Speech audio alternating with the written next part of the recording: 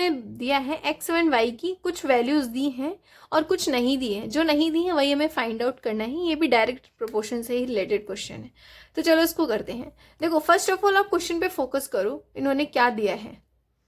देखो x bye Y में एक 21/3, इसके बाद 14 दिया है और यहाँ पे वैल्यू मिसिंग है। तो सिंपली आप क्या करना है, आपको जो वैल्यू गिवन है ना पहले उसको लिखो। 21/3 इक्वल्स टू, हमें ये फाइंड आउट करना है ना, तो 14 अपॉन में ये y है तो ये y1 कर दो, है ना। y1 की वैल्यू फाइंड आउट कर लो, आप जस्ट मेंशन कर दो। अब देखो क्रॉस मल्टीप्लाई करोगे तो ये इसका मल्टीप्लाई इसमें होगा, है ना, और इसका मल्टीप्लाई इसमें होगा। बाद में जो आंसर आएगा वो इसको डिवाइड करेगा। देखो मैं एक करके दिखा रही हूँ। 21y1 हो गया ये इक्वल्स टू 14 इंटू 3। अब ये y1 की वैल्यू कैसे निकलेगी, 14 इंटू 3 अपॉन में ही तो 21 करोगे ना, ये 21 इसको डिवाइड कर देगा। अब तो सिंपल हो गया, 3 1 जा 3, 3 7 जा 21 एंड 7 1 जा 7, 7 2 जा 14। तो इससे हमें हमारी वैल्यू क्या आ गई y1 की 2। आया समझ में? आई होप आपको ये 2 आया। कैसे आया, अभी हम इसको फिल कर देंगे, है ना। अब देखो यहाँ पे इसकी वैल्यू फाइंड आउट करनी है, तो सिंपल फिर से लिखो 21/3 इक्वल्स टू, यहाँ हमें नहीं दी तो हम x1 लिख देंगे, तो x1 अपॉन में 5। अब देखो डायरेक्ट 5 का मल्टीप्लाई इसमें होगा और इसका मल्टीप्लाई इसमें होगा। बाद में ये जो फाइंड आउट करोगे तो 3 इसको डिवाइड कर देगा, तो मैं इसको डायरेक्ट करूँ, x1 इक्वल्स टू 21 इंटू 5, और ये जो 3 है ना इसके साथ होगा तो यही तो इसको डिवाइड करेगा, तो 3 नीचे हो जाएगा। 3 1 जा 3 एंड 3 7 जा 21 इक्वल्स टू 5 7 जा 35। आई होप आपको ये समझ में आया होगा कैसे क्या।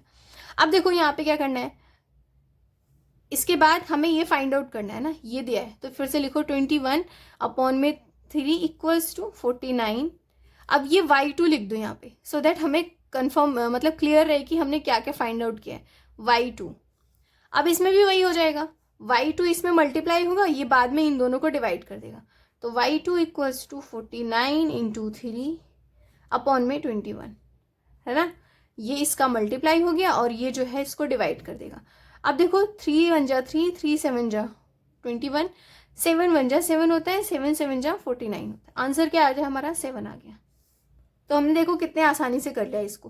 तो अब इसको फिल करना है, तो मैं इसको दूसरे पेन से फिल कर दूँ। y2 की वैल्यू क्या आई 7, ठीक है, एक बार ध्यान से देख लो, है ना। 3 इसकी वैल्यू क्या आई थी 2, तो यहाँ पे 2 लिख दो, और इसकी वैल्यू क्या आई थी 35, तो 35।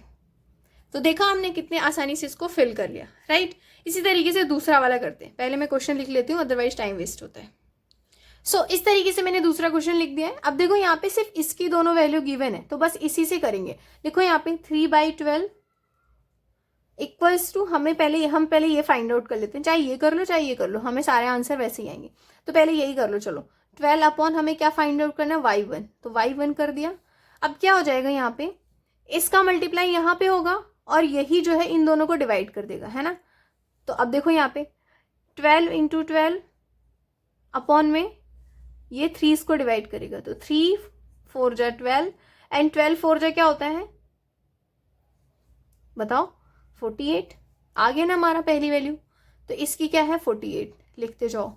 अब ऐसे ही इसको भी करना है, तो 3/12 इक्वल्स टू 5/y2 लिख दो।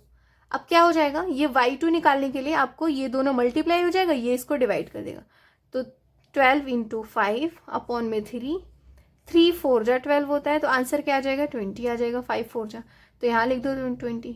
अब ये लास्ट बचा, फिर से लिखो 3/12 इक्वल्स टू x1 अपॉन 8। अब क्या होगा, 8 का मल्टीप्लाई इसमें होगा और ये इसको डिवाइड कर देगा, 8 into 3 divide by 12 equals to 3 4 जा 12 एंड 4 2 जा 8, तो 2 होगी हमारी वैल्यू, बस लिख दो यहाँ पे 2। तो देखा हमने कितनी आसानी से इसको कर लिया, है ना। तो और अगर ये क्वेश्चंस आपको समझ में आए हों, थोड़े से भी समझ में आए हों, तो प्लीज़ मेरे चैनल को सब्सक्राइब करो, लाइक करो, शेयर करो, है ना। बाय।